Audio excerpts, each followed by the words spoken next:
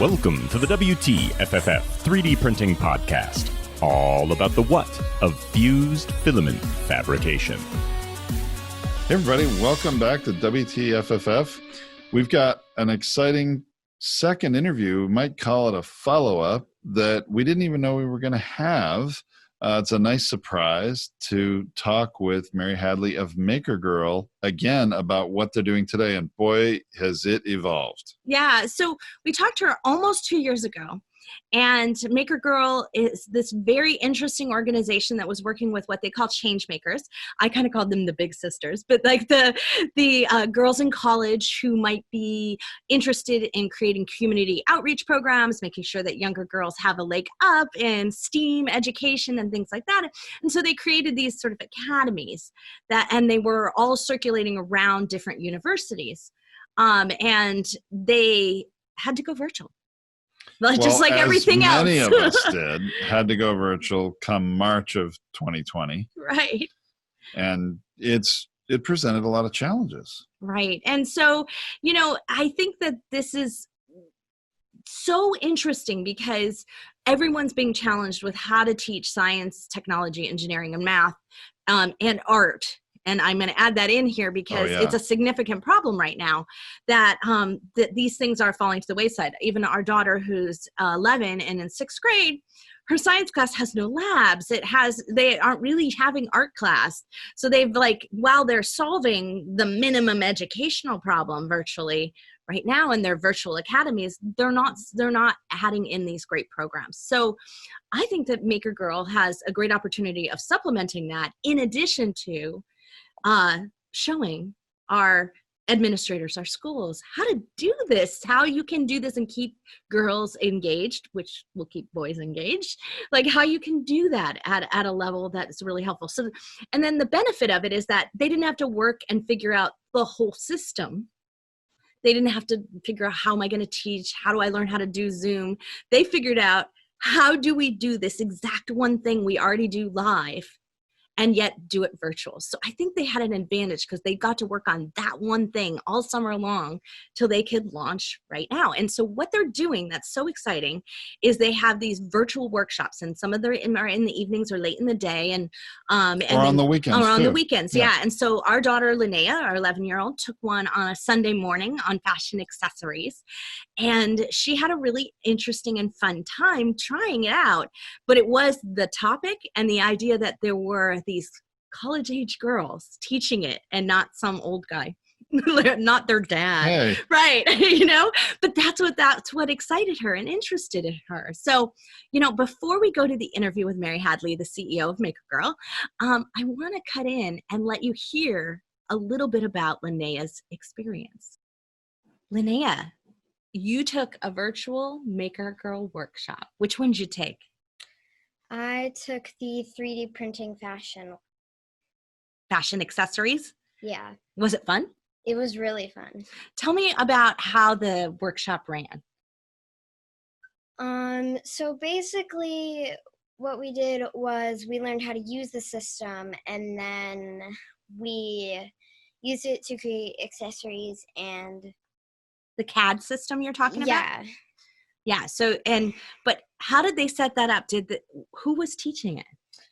I do not remember the specific names, but there were multiple teachers that were helping us get into like a class, because you can make a class inside the website. Like a breakout? Yes.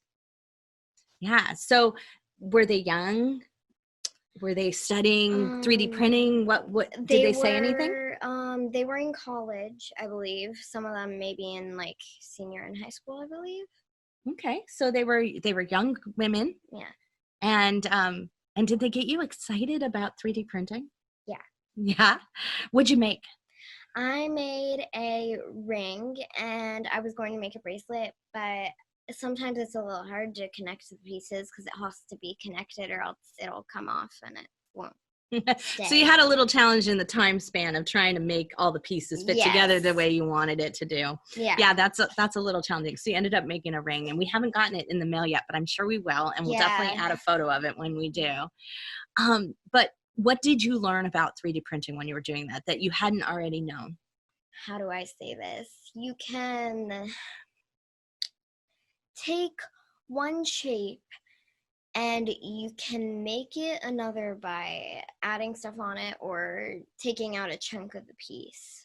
So you can transform shapes. Yes, so if I took a square, I could take out a corner and it could be like a flat little thing. You learned stuff about geometry. No. And math. Yeah. No. So Lannea's thing is that she doesn't want to learn stuff on the weekend, but somehow you got learning. So now you spend a lot of time in your classes you have a hybrid model at your school where you do virtual, and when school starts live, you'll do a little bit live. Yes. But are you getting anything that's science lab like, or this kind of like making experience that you used to get in school when you would do art classes or other things? You mean when we would make stuff instead of like just learning about it? Yeah. Well, we started using this program called Twig Science, and some of the activities do make stuff, but they didn't actually make us start until we're actually back in school. See, so this is the challenge of it, is that you're not quite getting that same making experience and doing things. Yeah. There's a lot of like lecturing, right? That's how it feels in school today. Yeah. So that was kind of the benefit then of the MakerGirl experience for you, is that you were doing while you were learning at the same time. Yes. Definitely. Would you recommend other girls take the MakerGirl workshops? Yes. Would you take another one? Yeah, definitely. Well, good. Well, thank you, Lannea. I appreciate you sharing your experience with us. Okay. Now I'm going to interview Mary Hadley, the CEO of MakerGirl, so that we can hear some more about what she's doing. Mary, welcome back to the show. So great to be back. Well, I cannot tell you how excited I was that you guys are pushing out and working even harder and faster on your workshops, because it's so necessary right now. So as a mom of an 11-year-old who discovered that while you're in virtual academy, there really isn't much science. Mm-hmm. And so there's definitely not a lot of STEAM. So I'm so glad you guys are really pushing forward with this program. Yeah, we're super excited to offer it virtually, so it's not just where our academies are, but now anywhere. So now we taught you a couple of years ago almost now. It's almost 2, I think. And you were starting the academies off of, so there were, the way that it was working was college students would start an academy and then they would go outreach into the community and find younger girls to mentor, to bring into the programs, right? How many did you open? We opened 6 so far. So where are they? They're at the University of Illinois at Urbana-Champaign, University of Texas at Austin, University of Michigan was just supposed to open right before COVID hit, so that one was postponed. Oh. We have an academy in the Boston area with students from MIT, Harvard, and Holt, and we also have an academy in the San Francisco area with students from a couple different schools in that area as well. Fantastic. So you're expanding, even though some things are on hold. So you had to do some shifting. So what was that like, and how did the organization sort of take that in and say, how can we continue to move forward our mission? Yeah, so right away when we canceled all of our in-person sessions, we decided what could be the first thing we do for an online offering. Before then, we had nothing online. So we decided to pre-record our sessions and just start posting YouTube videos of our sessions or different activities that our change makers started from their either home office or their college dorm room, and kind of get anything we needed up. So STEM offerings for parents that were looking for something during this time. Around May and June, we decided what could the MakerGirl journey look like virtually. So we worked really hard to kind of modify our session down from 2 hours to 1 hour and start to have Zoom calls where we could bring in girls and do breakout rooms. And that was the way that we could do our designing process. Well, so tell everybody, so your mission is to connect up by the end of this year with 3,000 girls countrywide. And I love that plan. And you're only a couple weeks into it, so you're just getting started. But what is the biggest challenge to doing that? So right now what we're finding is the biggest challenge is finding the girls to show up to the sessions. I think with just school being virtual for so many across the country right now, there's a little bit of online burnout. So it could be that right now we're offering our sessions not only on weeknights, but also on weekends. So some students have found that if they're going to school virtually for the whole day, then they might not want to do an after-school program after it, again, online. So just kind of finding that sweet spot. So talking to a lot of parents, kind of figuring out what works best for their students. So that way we can kind of shift our offerings throughout the semester to accommodate for that.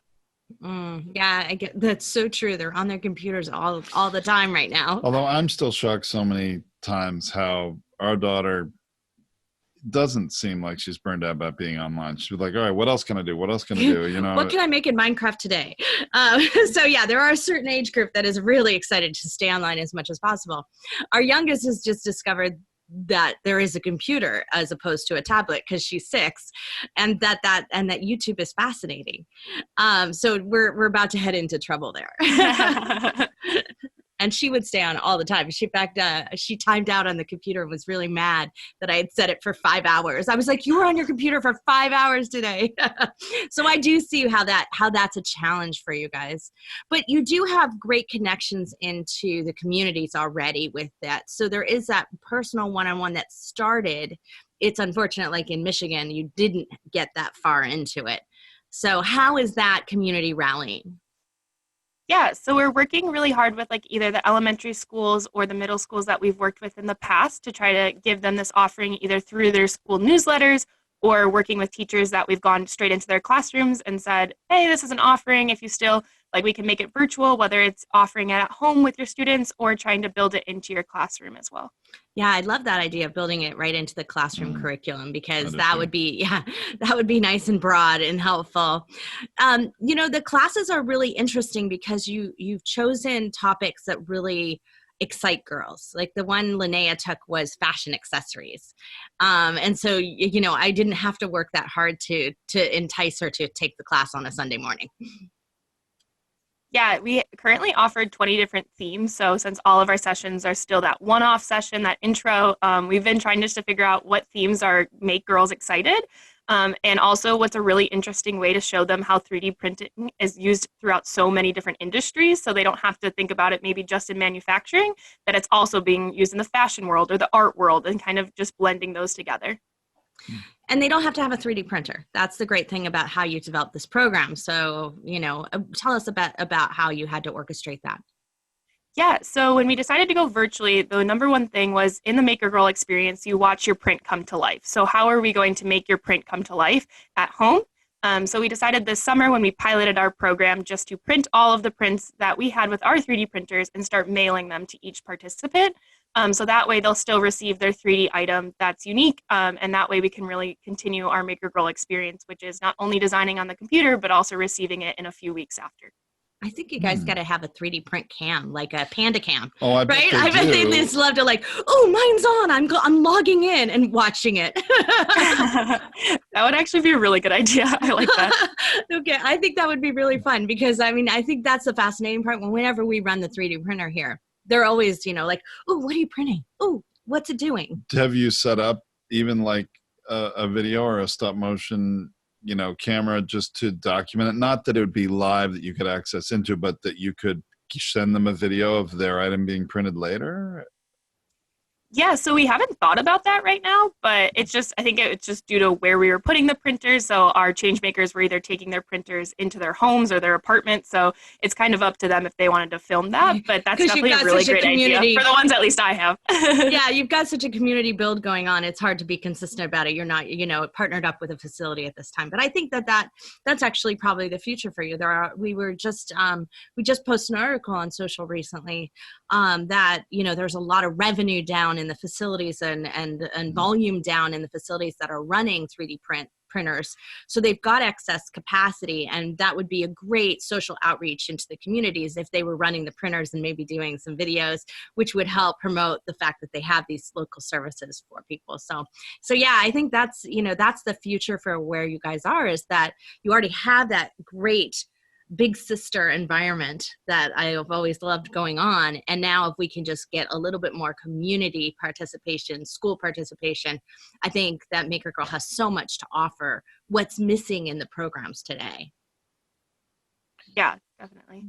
So I'm curious, as you went virtual, what was the biggest surprise you encountered? that you maybe didn't expect? I know you probably had concerns about a lot of things going virtual, but what surprised you the most?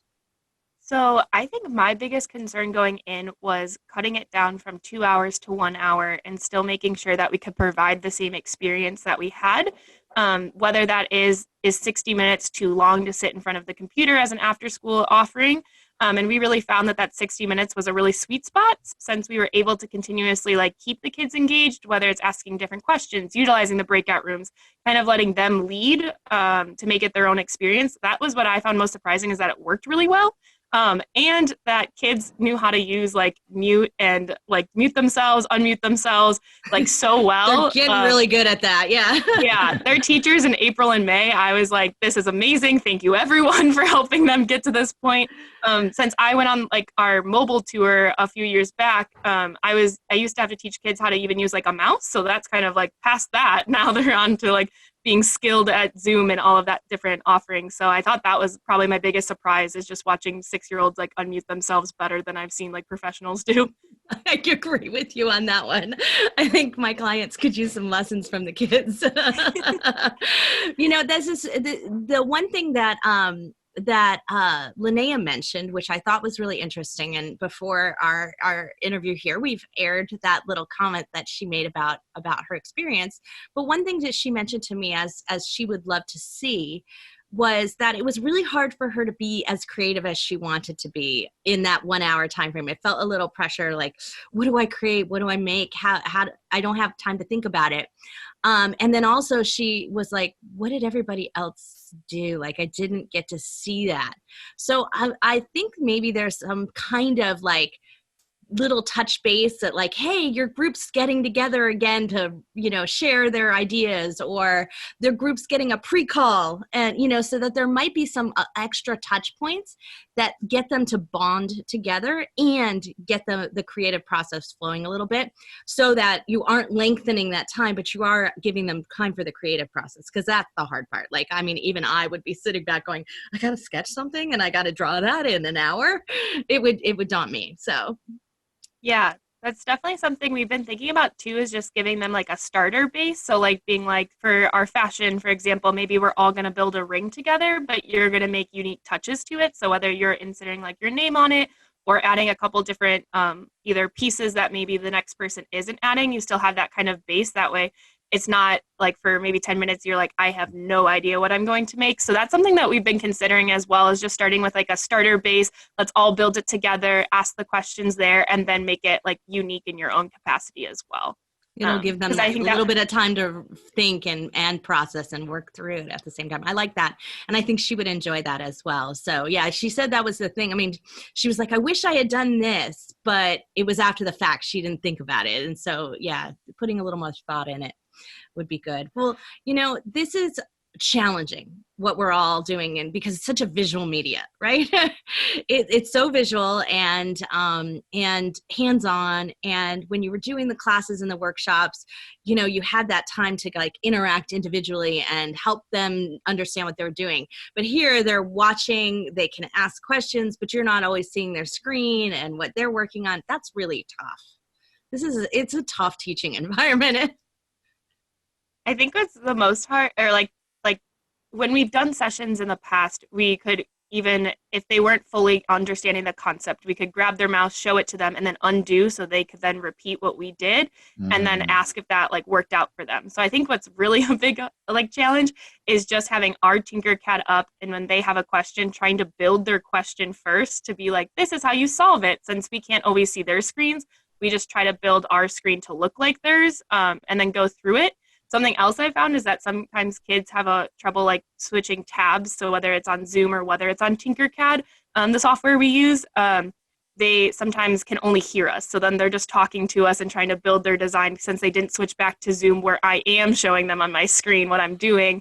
So that was another challenge, I think, this summer when we were piloting. Now we've discovered the common problem in school, actually. Well, this is where we're starting to see now more people purchase an additional monitor to hook up to their computer, because then they can have you on one screen and Tinkercad on the other. I know that's a bit of an advanced thing for a lot of people, but I'm seeing this happen more and more in other That's what Lannea ways. asked us for, was she wanted it more for Minecraft and Roblox and some things that she's doing, but it would have been very useful in the same process. And so, yeah, we had thought of it as letting her try out one of our tri-screen things that we have. Yeah. We could have done that sooner, but that's a great idea. You know, you have all taken on a challenge of reaching 4 times more girls than you normally reach in a traditional model. You know, plus most of your mentors are all dealing with their own, I don't know, I'm going to say, shifted college experience or shifted experience themselves. How did that happen? How did everyone say, like, no, we're going to take this challenge and we're going to take it and we're going to 4X it? Yeah, I think what we really loved about trying this new like scaling model is that we got to use everyone from all across the different academies and different students that maybe were trying to build a MakerGirl Academy at their school and all wanted to hop on board for this like virtual academy / like our national plan. They were really excited to kind of be able to cross into other change makers from other groups and kind of all work together rather than just working with their team at their school. So I think that's one way that people got really excited, is that while we're all on this virtual time, they could then meet all these change makers, whether they're in different time zones or at different universities, and be able to kind of build a unique way that MakerGirl is going to go forward for this time at least. Well, so I see that, you know, that sounds really interesting. So they got to have an opportunity to use their interest in 3D printing and in STEM education, or STEAM education in this case, because there's a lot of art in what you do. But for that as the bonding and networking experience for them in this place where they might be feeling a little bit isolated themselves. So I love that. That is really, really has an even greater benefit to the whole program. Well, that's actually something that, because of other experiences we've had, Tracy, since the whole pandemic has started, it doesn't surprise me that going virtual has presented some opportunities, not just been, you know, sacrificing some things. I definitely agree. If you could be there in person, there are many advantages to that. But on the flip side of that, I think there are some unique opportunities to doing this virtually, and probably the number of people that you have reach. The ability to reach and bring into it is one of them, right?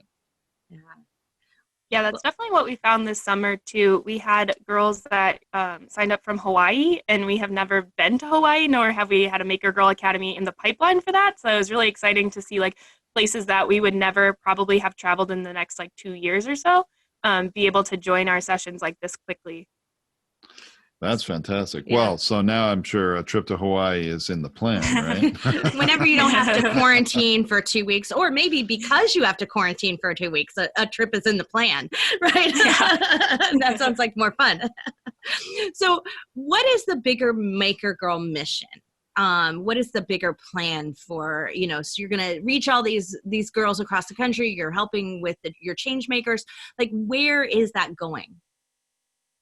Yeah, so our big plan right now is just to have every girl in the United States identify as a MakerGirl. So with that plan being through virtual, hopefully we can have our MakerGirl Goes Mobile one day restart up, which is when we pack up all our 3D printers and take it in our van and U-Haul attachment all around to different rural communities. And I think just continuing to open up these academies at different universities to give these not only university students this really awesome experience, but making it more of a community experience again.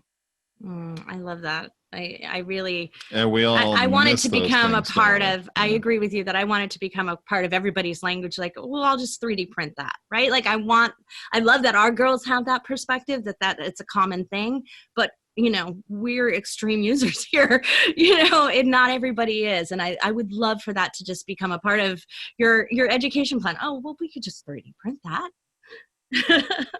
Yeah, that's definitely really awesome. I think something else we saw too is just a lot of girls were joining this summer who had 3D printers in their home, but they used to just download any STL file and go from there, but they finally got to create their own, and their parents didn't even realize that that's something that they really wanted to do. So it was really exciting to kind of see that creation being happen, so now they can continue to almost 3D print anything that they want in their home. Well, that's Very fantastic. exciting. I'm sorry that was that much of a surprise notion to some of the parents. I mean, I know, kids really. always want to create things, whether it's Play-Doh or painting or whatever. Why wouldn't they want to make their own 3D print? I don't know. Maybe that's sort of the converted that's the converted that's already talking here. Well, Mary, I'm so glad you came on the show to talk to us about what's going on and how you guys are staying current. And I'm really glad you're out there advocating for expanding this education, because it is one of the things that is hurting really right now in that sort of virtual experience is you're bringing in that maker side of it. And so really showing teachers, showing educators, administrators, and communities that this can be done. And it can be done well, and it can get girls excited, which means that it can get boys excited too. So it's going to create a much more universal and robust active learning process in the future. So that's the positive thing about this forced change into the virtual realm. Yeah, definitely super excited to continue offering our virtual programming as much as we can and get as many people excited about 3D printing in the process. Well, I really hope you open up sometime soon too, so you all can get a live networking. We're all looking forward to that again. But thank you so much for really providing great virtual experience for our daughters. Yeah, thank you for having me. You know, Tracy, we've experienced some other things during this global pandemic where other things have had to go virtual, other things that we do. I've had some personal experience with my, exercise being forced out of a gym. And I had a really dynamic group of people I've exercised with since back in, like 1999 and 2000, like over 20 years. But then nobody could exercise in the gym. And then all of a sudden, everybody's saying, well, we don't know how long this is going to be. We're going to do it virtual. And we experienced in that we got other benefits from going virtual that we didn't realize we were going to have. It's become a positive, not just a sacrifice to go virtual. Well, because we moved away from where you were doing that live, right, and you hadn't exercised and kicked quite a long time with that group gosh, it must be almost 18 years, something like that. 17, 18 years. Yeah. I've been doing other things at other gyms, never found exactly the same experience. And now I'm back with the same people from Rhode Island, and I'm in California now, that I was doing it with, 22 and 20 and 18 years ago. And it's become such a wonderful experience. And there are other things we've experienced personally where people have been brought together that otherwise wouldn't be. So I think our message here is it's not always a sacrifice. No, and as Mary was pointing out, it's really broadened the amount of people they can reach, which was their mission to begin with, to get into the rural areas, to get into places where they've not been exposed to 3D printing before, and where girls weren't getting a full STEAM education anyway. So now they're doing that because they're capable of it. Their reach is bigger. And I love that too, Tom. But the other benefit that I just think that she was mentioning briefly, but I really want to point out, is that there are some programs and some things that just can't be done in a YouTube video. It's not the same. And you could have taken any kickboxing YouTube video, right? Sure. It could have happened, but the dynamic of a group that you knew who was exciting to you and interesting, that you're there live with through the computer, is definitely different than if you just watched a how-to YouTube video on how to 3D print and make this fashion accessory. It's not the same as having somebody there you're engaged with live. Right. And there's a bonding experience that does happen. And I know this because I owned a store for tween girls that was catering to tween girls. And I had all these teen girls that were their big sisters. That's why I keep saying that in our because that's how I still think of them. And it was the bonding experience between the two of them that made the difference. So when the big sisters bonded with the tweens that were my clients in the store, then what would happen is that people would come back. They were loyal to this. And that's what I think that live version of what Mary's doing and what the MakerGirl experience is critical to continue to create that dynamic relationship, because I now have someone I can connect with, if that's the thought process of a young girl. I have someone, if I have a question about it, or if I'm struggling with math, I have someone I could talk to about it. And it won't be such a like random thing where I'm just messaging someone on YouTube with a YouTube video. That's not going to occur in the same way. You've created a dialogue and a connection point that lasts a lifetime, and if they mind that. And so that's really where I think they were creating that connection live. If they can continue to create that connection virtually, gosh, they're going to open up the world literally, and not just the 3D printing world, but the world of STEM and STEAM to a whole generation of girls in an exciting way. I agree. And I think they're also, once we get through the COVID-19 pandemic, which will happen when we don't even think about going to a live event anymore or having all their local groups get together, that's going to present a new opportunity. You can still reach out to people that are in geographic areas where they don't have any physical representation, but then still invite people to participate virtually. It's going to present another interesting dynamic, right? That to me just gives more opportunity for a better experience. But I can also see that the outreach will be bigger, because what will happen is I could see someone like our daughter saying, hey, they're meeting in San Francisco. And is there any way we could come to the weekend that they're sponsoring, Mom? I could see her asking me of that. And so now you really have expanded. And now we are exposing her to a college in Northern California, or a college in Chicago, or wherever you're in, and exposing her to something and having made an effort to go there because she wanted it so much.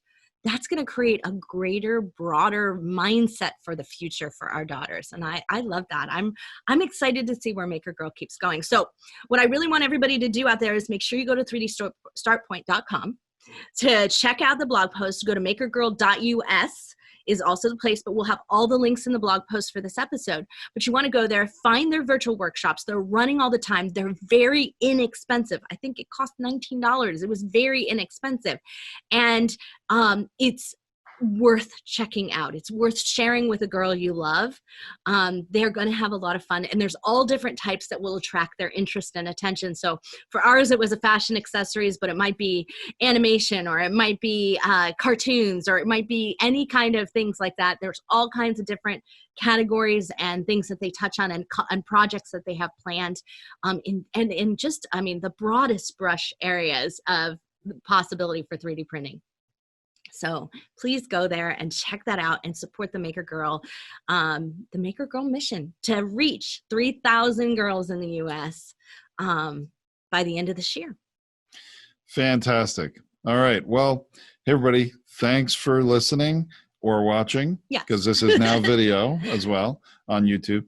And that, we've got other episodes coming up in the pipeline that we think will be of very interest to you, and actually some things that may even present some synergy for those that are interested in the MakerGirl experience. That's right. So, we got another one coming up, which is really an interesting, exciting one.